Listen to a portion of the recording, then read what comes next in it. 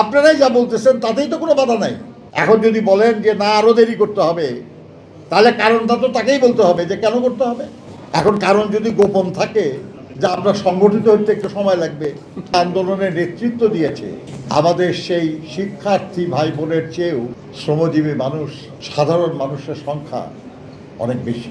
এই যে মানুষরা জীবন দিয়েছে, তারা সবাই জীবন দিয়েছে একটা ফ্যাসিবাদী সরকারের পতনের জন্য, এবং সেই স্থলে একটি গণতান্ত্রিক সরকার তাদের পছন্দের, তাদের দ্বারা নির্বাচিত এবং তাদের কাছে দায়বদ্ধ একটা সরকার প্রতিষ্ঠার জন্য। এই লড়াইয়ের প্রথম অংশে বিজয় হয়েছে, ফ্যাসিবাদের পতন হয়েছে। এই ধ্বংসস্তূপের উপর দাঁড়িয়ে আমাদেরকে ভালো কিছু করতে হলে এর কিছু মেরামত প্রয়োজন আছে। আপনারাই যা বলতেছেন তাতেই তো কোনো বাধা নাই, তাই না? এখন যদি বলেন যে না আরো দেরি করতে হবে, তাহলে কারণটা তো তাকেই বলতে হবে যে কেন করতে হবে। তা তো বলতেছেন না তারা।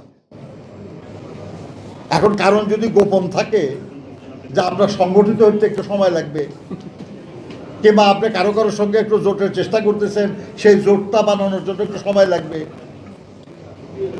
এই ভাই, আপনি ক্ষমতায় যাওয়ার স্বার্থে আপনি সংগঠিত হওয়া বা আপনার জোট বানানো ইত্যাদি করার জন্য যে সময়, ওইটা নেওয়ার জন্য গত 17 বছর ধরে যারা তার গণতান্ত্রিক অধিকার প্রয়োগের অধিকার থেকে বঞ্চিত হয়ে আছে, আবার যে তরুণ প্রজন্ম আজ পর্যন্ত ভোটই দিতে পারে নাই, এবং দেশে একটা নির্বাচিত সরকার কায়েম হওয়ার মাধ্যমে দেশের রাজনীতি, দেশের অর্থনীতি, যে সমাজ আরও সংগঠিত এবং সক্ষম হওয়ার যে সুযোগ, সেটা থেকে বঞ্চিত রাখবেন।